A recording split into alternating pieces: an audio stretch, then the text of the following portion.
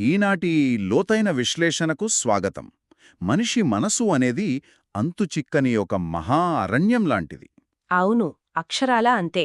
ఆ అరణ్యంలో ఏ ఆలోచన ఎక్కడ నుంచి పుడుతుందో పసిగట్టడం చాలా కష్టం కదా. ఖచ్చితంగా. ఏ కోరిక ఎలాంటి ముసుగు వేసుకుని బయటకు వస్తుందో ఎవ్వరూ ఊహించలేరు. అందుకే ఈరోజు మనం సరిగ్గా అలాంటి ఒక సంక్లిష్టమైన అంశాన్ని తీసుకోబోతున్నాం. అంటే మనల్ని మనం లోతుగా ప్రశ్నించుకునేలా చేసే అంశమన్మాట. అవును. మనిషి మనసులో అత్యంత లోతుగా దాగి ఉండే దురాశ గురించి, అది మానవ మేధస్సును ఎలా పక్కదోవ పట్టిస్తుందో ఈరోజు మనం విశ్లేషించబోతున్నాం. దురాశ అనగానే సాధారణంగా అందరికీ గుర్తొచ్చేది ధనం, ఆస్తులు, లేదంటే అధికారం. భౌతికమైన విషయాలే ముందుగా గుర్తుకొస్తాయి. కానీ ఇక్కడే ఒక ఆశ్చర్యకరమైన సత్యం దాగి ఉంది. సమాజంలో మనం చూసే మంచి పనులు, పరోపకారం అనే అత్యంత అందమైన ముసుగు వెనక కూడా భయంకరమైన దురాశ దాగి ఉంటుందని మన మూల గ్రంథాలు వివరిస్తున్నాయి. సరిగ్గా చెప్పారు. ఈనాటి మన విశ్లేషణలో ప్రధాన ఉద్దేశ్యం అదే. మన ఆలోచనల వెనుక ఉన్న అసలైన నిజాలను, మనకు తెలియకుండానే మనం ఆడుతున్న నాటకాలను వెలికితీయడం. ఈ మూల గ్రంథాలు నిజంగానే మన మనస్తత్వాన్ని ఒక అద్దంలా చూపిస్తున్నాయి. సమాజంలో పేరు, కీర్తి, ప్రతిష్టలు, 10 మందిలో గౌరవం కావాలని ఆరాటపట్టం కూడా దురాశ కిందికే వస్తుందని గ్రంథాలు స్పష్టం చేస్తున్నాయి. సంపదను కోరుకోవడం ఒక ఎత్తైతే, గౌరవాన్ని ఆశించడం కూడా దురాశే అని చెప్పడం నిజంగా ఆలోచించాల్సిన విషయం. ఖచ్చితంగా. ఎందుకంటే ధనదాహం మనిషిని భౌతికంగా బంధిస్తే, ఈ కీర్తిదాహం మనిషిని మానసికంగా అత్యంత సూక్ష్మంగా బంధిస్తుంది. ఇది ఎంత అదృశ్యంగా ఉంటుందంటే, ఆ వలలో చిక్కుకున్న వ్యక్తికి తానొక బందీని అన్న విషయం కూడా తెలియదు కదా. అవును, అహంకారం ఎప్పుడూ తనను తాను సమర్థించుకుంటూనే ఉంటుంది. అసలీ మూల గ్రంథాల ప్రకారం ఈ దురాశ ఎన్ని రకాలుగా ఉంటుందో, దాని వెనుకున్న అంతరార్థమేంటో కాస్త లోతుగా విడమర్చి చెప్పండి. మూల గ్రంథాలను అత్యంత ప్రశాంతంగా, విశ్లేషణాత్మకంగా పరిశీలిస్తే దురాశను 3 ప్రధాన కోణాలుగా విభజించినట్లు మనకు స్పష్టంగా అర్థమవుతుంది. 3 ప్రధాన కోణాలు. అందులో మొదటిదేమిటి? మొదటిది సంపాదనపై దురాశ. జీవితంలో ఇప్పటివరకు మనం ఏ సంపదనైతే లేదా ఏ హోదానైతే పొందలేకపోయామో దాన్ని ఎలాగైనా సరే సాధించాలి, దక్కించుకోవాలి అనే విపరీతమైన ఆశ ఇది. అంటే లేని దానికోసం నిరంతరం అరుళ్లు చాచడం అన్నమాట. అవును, సరిగ్గా అదే. దీన్ని అర్థం చేసుకోవడానికి ఒక భిక్షువు జీవితాన్ని ఉదాహరణగా తీసుకుందాం. ఒక సర్వసంగ పరిత్యాగి అయిన భిక్షువా? అవును, ఆ భిక్షువు వద్ద ఒక సాధారణమైన మట్టి పాత్ర ఉంటుంది. అది ఆయన దైనందిన భిక్షాటనకు సరిపోతుంది. కాని ఒకరోజు ఆయన ప్రయాణంలో ఎక్కడో ఒక అందమైన, ఎంతో నైపుణ్యంతో చెక్కబడిన ఒక చెక్క పాత్రను చూస్తాడు అనుకుందాం. సరే, చూస్తే ఏమవుతుంది? ఆ క్షణంలో ఆయన మనస్సులో ఆ పాత్రను సొంతం చేసుకోవాలని ఒక చిన్న ఆరాటం మొదలవుతుంది. ఆ ఆరాటమే ఈ సంపాదనపై దురాశ. ఈ ఉదాహరణ వినడానికి చాలా విచిత్రంగా ఉంది. సర్వస్వాన్ని వదిలేసిన ఒక భిక్షువు కేవలం ఒక చెక్క పాత్ర కోసం ఎందుకు ఆరాటపడతాడు? అది చాలా చిన్న వస్తువు కదా. దానిపై మోజు పడటాన్ని కూడా దురాశ అనవచ్చా? ఇక్కడే మనం మానవ నైజాన్ని అర్థం చేసుకోవాలి. వస్తువు విలువలో దురాశ ఉండదు. మరి ఎందులో ఉంటుంది? దాన్ని పొందాలనే ఆ తీవ్రమైన కోరికలో ఉంటుంది దురాశ. ఆ భిక్షువు వదిలేసింది భౌతిక వస్తువులను మాత్రమే. కాని ఆ వస్తువుల పట్ల ఉండే వ్యామోహాన్ని ఆయన మనసు ఇంకా వదులుకోలేదు. అంటే మట్టి పాత్ర స్థానంలో చెక్క పాత్ర వచ్చిందంటే, ఆయనకు తెలియకుండానే ఆ వస్తువు ద్వారా ఒక కొత్త గుర్తింపును పొందాలని ఆయన మనసు ఆరాటపడుతోందన్నమాట. అక్షరాలా అంతే. ఇది కేవలం ఒక ఉదాహరణ మాత్రమే. ఈ సంపాదన దురాశ అనేది ఒక అంతులేని ప్రయాణం. దాన్ని సాధించే వరకు మనసు కుదురుగా ఉండకపోవడం గమనించవచ్చు. సరే, ఆ భిక్షువు ఆ చెక్క పాత్రను ఎలాగోలా సంపాదించాడనుకుందాం. అప్పుడేమవుతుంది? అక్కడే అసలైన పతనం మొదలవుతుంది. ఇక్కడే 2వ కోణం బయటకొస్తుంది. అదే నిర్వహణపై దురాశ. నిర్వహణపై దురాశ అంటే సంపాదించిందాన్ని కాపాడుకోవాలనే తపన అనుకోవచ్చా? అవును, ఇది సంపాదన కన్నా 100 రెట్లు ప్రమాదకరమైనది. ఎందుకంటే ఇదివరకే ఎంతో కష్టపడి సంపాదించిన సంపదను, లేదా ఆ భిక్షువు సంపాదించిన ఆ అందమైన చెక్క పాత్రను ఎక్కడ కోల్పోతాడో అనే నిరంతర భయమిది.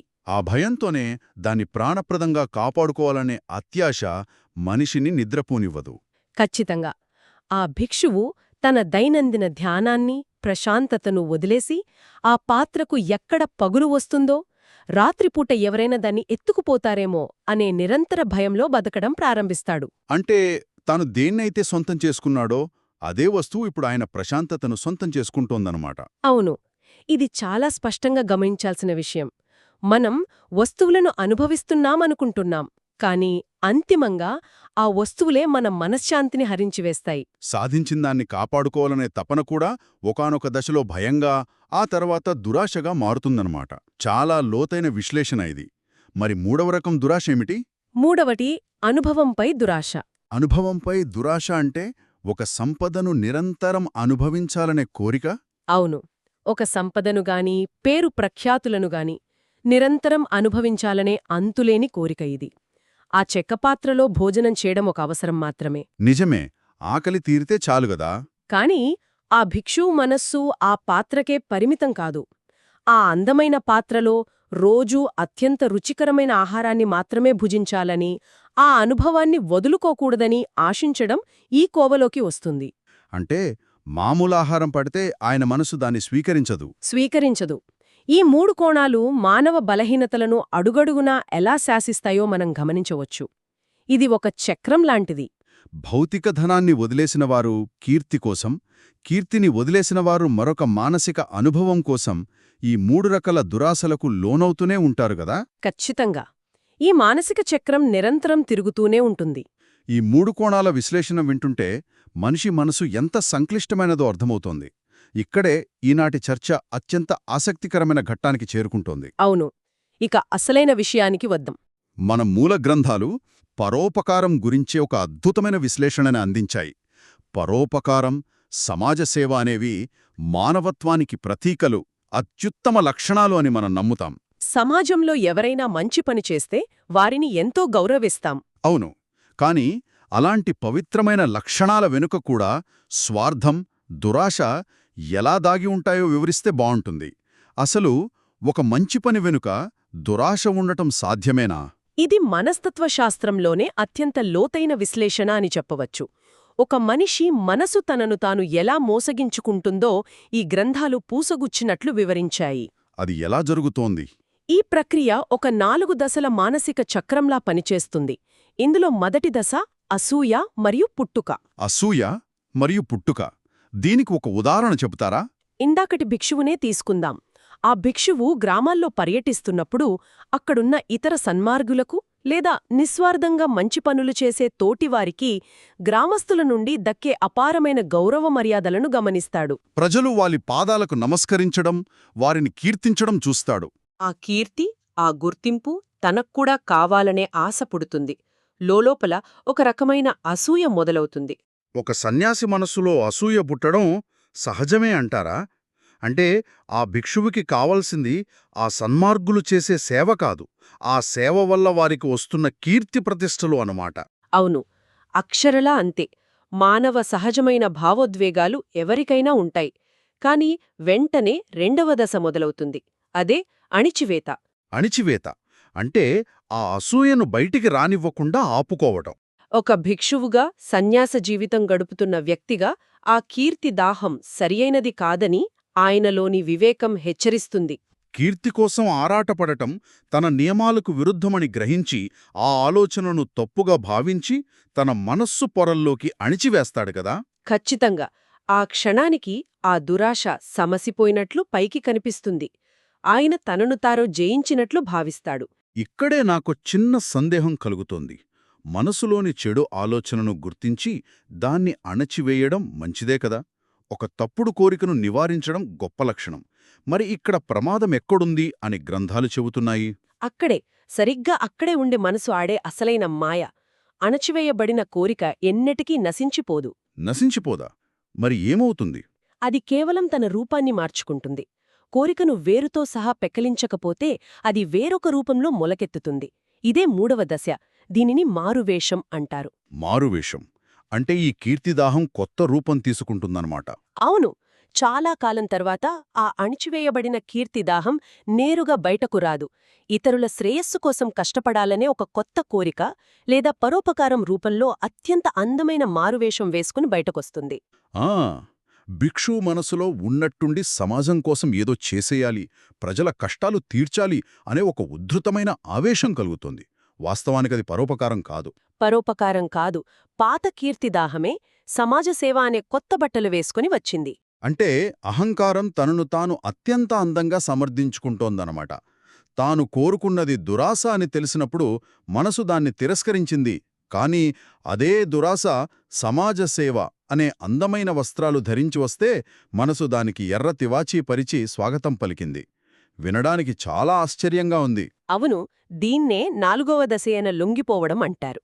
లొంగిపోవడం అంటే ఆ కొత్త రూపానికి ఆకర్షితులవ్వడం. ఇతరులకు సేవ చేయడం, మంచి పనులు చేయడం పవిత్రమైన కార్యమే కదా అని ఆ భిక్షువు మనసు తనను తాను మోసగించుకుంటోంది. తాను చేస్తున్నది కీర్తి కోసం అనే ఆ భిక్షువు ఏమాత్రం గుర్తించలేడు అంటారు. గుర్తించలేడు. ఆ మోసపూరితమైన దురాశను ఒక సదాశయంగా భావించి, అంగీకరించి సేవా కార్యక్రమాలు ప్రారంభించేస్తాడు. బయటి ప్రపంచానికి ఆయనొక గొప్ప సేవామూర్తిలా కనిపిస్తాడు. కాని అంతర్గతంగా ఆ సేవ వెనుకున్నది ఇతరులపై ప్రేమ కాదు, తనకంటూ ఒక గుర్తింపు రావాలనే అణిచివేయబడిన దురాశ మాత్రమే. అవును, అక్షరలా అదే నిజం. కానీ ఇక్కడొక బలమైన ఎదురు ప్రశ్న ఉత్పన్నమవుతుంది. ఆ భిక్షువు కీర్తి కోసమే ఆ సేవా కార్యక్రమాలు చేస్తున్నా అంతిమంగా సమాజానికి, ప్రజలకు మేలే జరుగుతోంది గదా.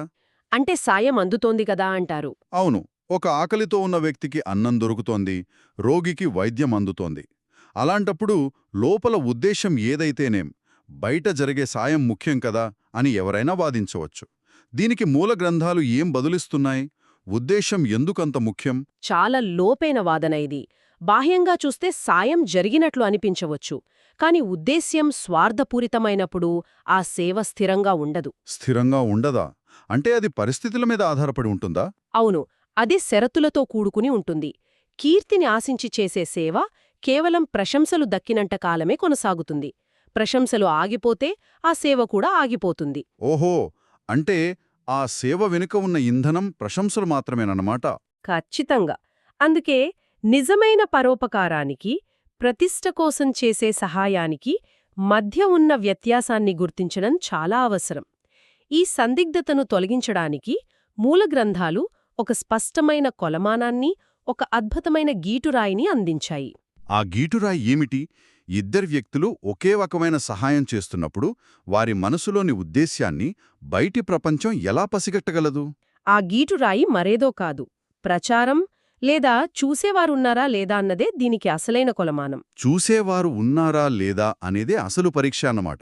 అవును, ఒక పని చేస్తున్నప్పుడు చుట్టూ నలుగురు మనుషులు ఉన్నారా, ఆ పనికి ప్రశంసలు దక్కుతాయా లేదా అన్న దాన్ని బట్టే ఆ వ్యక్తి మనసులోని అసలైన ఉద్దేశాన్ని పసిగట్టవచ్చు. దీన్ని కాస్త వివరంగా విశ్లేషిద్దాం. ప్రచారం లేనప్పుడు, అంటే చూసేవారు ఎవరూ లేనప్పుడు, ఈ పరోపకారం ముసుగులో ఉన్న వ్యక్తి ప్రవర్తన ఎలా ఉంటుంది? ప్రచారం లేనప్పుడు మోసపూరిత బుద్ధి ఉన్నవారి ప్రవర్తన పూర్తిగా మారిపోతుంది. పరోపకారం ముసుగులో కీర్తిని ఆశించే వ్యక్తి ఒక అడవిదారిలో ఒంటరిగా నడుస్తున్నాడనుకుందాం. సరే, అడవిదారులో వెళ్తున్నాడు. అక్కడ ఒక బాటసారి తీవ్రంగా గాయపడి రక్తమోడుతూ సహాయం కోసం అర్థిస్తున్నాడు. చుట్టుపక్కల ఎవరూ లేరు. ఇతను ఆ బాటసారికి సహాయం చేస్తే పొగిడేవారు లేరు, సమాజానికి తెలిసే అవకాశం అస్సలే లేదు. అప్పుడు ఈ మోసపూరిత వ్యక్తి ఏం చేస్తాడంటే, ఆ గాయపడిన బాటసారిని ఏమాత్రం పట్టించుకోడు కదా. అవును, ఏమాత్రం పట్టించుకోడు. నేను గ్రామానికి వెళ్లి సేవ చెయ్యాలి, అక్కడ వందల మంది నాకోసం ఎదురుచూస్తున్నారు, ఈ ఒక్కడికోసం నా సమయం ఎందుకు వృధా చేసుకోవాలి అని సాకులు వెతుక్కుని అక్కడ్నుండి వెళ్ళిపోతాడు. అతనికి ఆ వ్యక్తి ప్రాణాల పట్ల కనీస ఆసక్తి ఉండదు. ఇది వినడానికి చాలా కఠోరంగా ఉన్నా మానవ నైజానికి అద్దం పడుతోంది. ఖచ్చితంగా. దీన్ని బట్టే ఉద్దేశ్యం అర్థం చేసుకోవచ్చు. గ్రామంలో ఉన్న పెద్దలు చూస్తున్నప్పుడు మాత్రమే ఒక భారీ బండరాయిని పక్కకు జరిపి, ఎవరో చూడనప్పుడు ఆ బండరాయిని అలాగే వదిలేసి వెళ్లిపోయే వ్యక్తి మనస్తత్వం లాంటిదనమాట. చప్పట్లు కొట్టే ప్రేక్షకులు లేనప్పుడు అతనిలోని సేవాభావం గాలికి ఎగిరిపోతుంది. సరిగ్గా చెప్పారు. మరి అదే ప్రదేశంలో నిజమైన సేవాగుణం ఉన్న వ్యక్తుంటే ఎలా స్పందిస్తాడో చూద్దాం. నిజమైన పరోపకారి ఆలోచన విధానం ఎలా ఉంటుంది? ఆయనకు ప్రచారంతో ఏమాత్రం సంబంధం లేదు. చుట్టూ ఎవరైనా చూస్తున్నారా లేదా అని ఆయన కనీసం ఆలోచించడు కూడా. ఆ గాయపడిన వ్యక్తి పడుతున్న బాధ మాత్రమే ఆయనకు కనిపిస్తుంది. అంటే వెంటనే తన ప్రయాణాన్ని ఆపి ఆ బాటసారికి సపర్యలు చేస్తాడు. అవును, ఆయన కోలుకునే వరకు తోడుగా ఉండి ఎవరికీ తెలియకుండా తన దారిన తాను నిశ్శబ్దంగా వెళ్ళిపోతాడు. తన గురించి ఎవరైనా గొప్పగా చెప్పుకోవాలన్న ఆశ ఆయనకు ఏ కోశానా ఉండదు. నిజమైన పరోపకారానికి ప్రేక్షకులతో ఏమాత్రం పనిలేదన్నమాట. పనిలేదు. ఆయనకు సేవ చేయడమనేది శ్వాస తీసుకోవడం లాంటి ఒక సహజ ప్రక్రియ. చాలా స్పష్టమైన ఉదాహరణ. మరి పరిస్థితులు తారుమారైతే, అంటే ఎవరూ లేని అడవి కాకుండా చుట్టూ వందలాది మంది చూస్తున్నప్పుడు, భారీ ప్రచారం ఉన్నప్పుడు ఈ ఇద్దరు వ్యక్తుల ప్రవర్తనలో ఎలాంటి మార్పు వస్తుంది? ఇక్కడే మనం చాలా జాగ్రత్తగా గమనించాలి. భారీ ప్రచారం ఉన్నప్పుడు ఈ మోసపూరిత వ్యక్తులు చాలా చురుకుగా మారిపోతారు. ఎందుకంటే తమ కీర్తి పెరిగే అవకాశం ఉందన్న విషయం వారికి స్పష్టంగా తెలుస్తుంది కాబట్టి. ఖచ్చితంగా. కాబట్టి సహాయం చేయడానికి ప్రత్యేకంగా పరిస్థితులను వారే సృష్టిస్తారు. ఉదాహరణకు, ఒక పండుగ సమయంలో గ్రామంలో పెద్ద జనసమూహం ఉన్నప్పుడు వీరు ఉద్దేశపూర్వకంగా ముందుకొచ్చి అందరికీ కనబడేలా ఆర్భాటంగా హడావిడి చేస్తారు. వమ్మో, అంటే అదంతా ప్రదర్శననమాట. అవును. కొన్నిసార్లు అసలు సహాయం అవసరం లేనివారికి కూడా ఎంతో కష్టపడి మరీ సహాయం చేస్తారు. ఎందుకంటే వారి అసలు లక్ష్యం ఆ వ్యక్తుల కష్టాన్ని తీర్చడం కాదు. మరి వారి లక్ష్యమేమిటి? ఆ జనసమూహం ముందు తాము ఎంత గొప్పవారమో, ఎంతటి త్యాగధనులమో నిరూపించుకోవడమే. అంటే ఆ జనసమూహంలో కష్టపడుతున్న వ్యక్తికి సేవ చేయడం వాళ్ల ఉద్దేశం కాదు. ఆ బాధితుణ్ణి కేవలం ఒక సాధనంగా, తమ ప్రతిష్టను పెంచుకోవడానికి ఒక మెట్టులా వాడుకుంటున్నారన్నమాట. అక్షరలా అంతే. అవసరం లేకపోయినా బలవంతంగా సేవ చేయటమనేది కేవలం తమలోని అహంకారాన్ని, కీర్తిదాహాన్ని సంతృప్తిపరచుకోవడానికే అన్నమాట. ఇది చాలా విచిత్రమైన ప్రవర్తన. అత్యంత సత్యమైన మాట చెప్పారు. కాని అదే జనసమూహంలో నిజమైన సేవాగుణమున్న భిక్షు ఉంటే ఆయన ఏమాత్రం ప్రలోభాలకు గురికాడు. ప్రచారం ఉన్నా లేకపోయినా ఆయన నిబద్ధత ఒకేలా ఉంటుంది. అవును. ఎవరికి నిజమైన అవసరం ఉందో వారికి మాత్రమే ఆయన సాయపడతాడు. నలుగురి దృష్టిని ఆకర్షించడానికి ఎటువంటి ఆర్భాటాలు, ప్రదర్శనలూ చేయడు. అవసరమైన పనిని అత్యంత నిశ్శబ్దంగా పూర్తిచేసి, ఆ పని వల్ల వచ్చే కీర్తిని కూడా అంటించుకోకుండా అక్కడ్నుండి మౌనంగా తప్పుకుంటాడు కదా. ఖచ్చితంగా. ప్రచారం, ప్రశంసలు ఆయన సేవాభావాన్ని ఏ రకంగానూ ప్రభావితం చేయలేవు. ఎందుకంటే ఆయన దృష్టి ఎప్పుడూ తన స్వలాభం మీద కాకుండా ఎదుటివారి శ్రేయస్సు మీదే ఉంటుంది. ఈ విషయాలన్నీ విన్న తర్వాత మనిషి మనసు ఎంత విచిత్రమైనదో, ఎంత మోసపూరితమైనదో అర్థమవుతోంది. మనం వికారమైన రూపంలో ఉన్న దురాశను తిరస్కరిస్తే, మన మనసు అదే దురాశను అత్యంత ఆకర్షణీయమైన పరోపకారమనే ముసుగులో అలంకరించి మళ్లీ మన ముందు నిలబెడుతుంది. నిజమే, మనం మనసు ఆడుతున్న ఈ నాటకాన్ని పసిగట్టలేక అందులో మనకు తెలియకుండానే పాత్రధారులమైపోతున్నాము అనే లోతైన వాస్తవం ఈరోజు చాలా స్పష్టంగా కళ్లక్కట్టినట్లు కనిపిస్తోంది. ఈ జ్ఞానం ప్రతి మనిషికి అత్యంత అవసరం. ఇది ఆత్మ పరిశీలనకు ఒక గొప్ప సాధనంగా ఉపయోగపడుతుంది. మనం చేసే ప్రతి మంచి పని వెనుక ఒక క్షణం ఆగి ఆలోచించుకోవాలి. ఈ పని ఎందుకు జరుగుతోంది?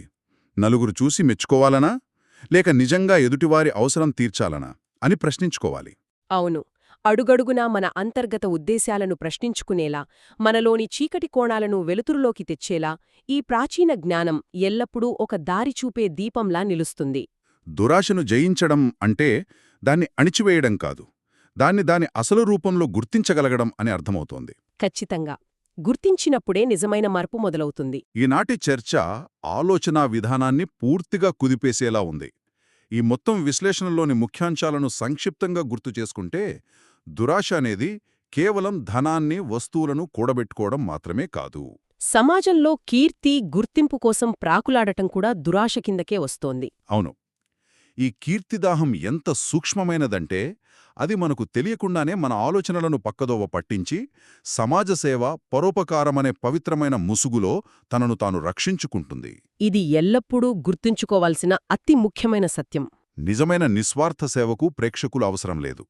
చప్పట్లు కొట్టేవారు లేకపోయినా ఆగలి సేవే నిజమైన సేవ అని ఈరోజు విశ్లేషణ ద్వారా స్పష్టమైంది. అవును. సేవ అనేది మనిషిలోని ఒక సహజమైన గుణంగా వికసించాలి తప్ప సమాజం ముందు చేసే ఒక ప్రదర్శన కాకూడదు.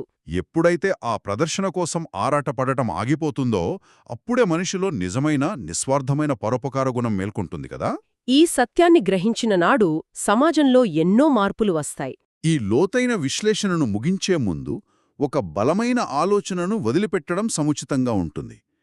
ఎవరైనా ఒక్కసారి ప్రశాంతంగా ఈ విషయాన్ని విశ్లేషించుకుంటే ఒక అద్భుతమైన ప్రశ్న ఉత్పన్నమవుతుంది. ఏమిటా ప్రశ్న? ఒకవేళ ఈ సమాజంలో కీర్తి, ప్రశంసలు, గుర్తింపు, సన్మానాలు అనేవి గనక పూర్తిగా మాయమైపోతే, ఎవరూ ఎవరిని మెచ్చుకునే అవకాశమే లేకపోతే, ఆలోచించాల్సిన విషయమే. అప్పుడు ఈ ప్రపంచంలో ఇప్పుడు జరుగుతున్న పరోపకార కార్యక్రమాలలో ఎన్ని నిర్విరామంగా కొనసాగుతాయి, ఎన్ని తక్షణమే ఆగిపోతాయి? అసలు లోకంలో జరుగుతున్న మంచి పనులు నిజమైన దయతో జరుగుతున్నాయా, లేక కేవలం ప్రతిష్ట కోసమే జరుగుతున్నాయా? చాలా బలమైన ప్రశ్న ఇది. ఏది నిజం, ఏది మనసు సృష్టించిన భ్రమ? ఈ బలమైన ప్రశ్నతో ఈనాటి లోతైన విశ్లేషణను ముగిద్దాం. మళ్ళీ మరొక అద్భుతమైన అంశంతో కలుద్దాం. విన్నందుకు ధన్యవాదాలు.